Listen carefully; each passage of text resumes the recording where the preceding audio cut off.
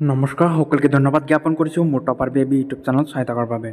মৰমৰ ছাত্ৰ ছাত্ৰীসকল, আজি ভিডিঅ'টোৰ যোগেদি তোমালোকক জনাবলৈ ওলাইছোঁ এটা গুৰুত্বপূৰ্ণ খবৰ। 2024 বৰ্ষৰ যিহেতু ইতিমধ্যে হায়াৰ ছেকেণ্ডেৰী দ্বিতীয় বৰ্ষৰ পৰীক্ষা এটা অনুষ্ঠিত হৈ গৈছে ইংলিছ বিষয়টোৰ ওপৰত, আৰু সেইটো বিষয়লৈ যিহেতু সামাজিক মাধ্যমত বহুতো বিতৰ্ক চলি আছিল, তাৰ প্ৰতিৱৰ্তে এতিয়া যিহেতু অহাকালি অনুষ্ঠিত হ'ব মেট্ৰিক পৰীক্ষাৰ লগতে হায়াৰ ছেকেণ্ডেৰী দ্বিতীয় বৰ্ষৰ এক্সাম অনুষ্ঠিত হ'ব অহাকালি, আৰু অহাকালি এক্সামটো লৈ শিক্ষা বিভাগৰ ফালৰ পৰা নতুন জাননী জাৰি কৰা হৈছে।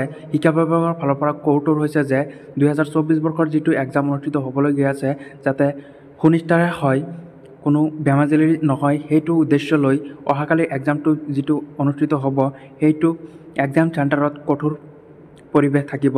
তাত শিক্ষানুষ্ঠানসমূহত শিক্ষাকেন্দ্ৰসমূহত যিটো পৰীক্ষা কেন্দ্ৰ আছে সেই পৰীক্ষা কেন্দ্ৰত চুকে কোণে দৃষ্টিকোণত ৰখা হ'ব, CCTVৰ ব্যৱস্থা থাকিব।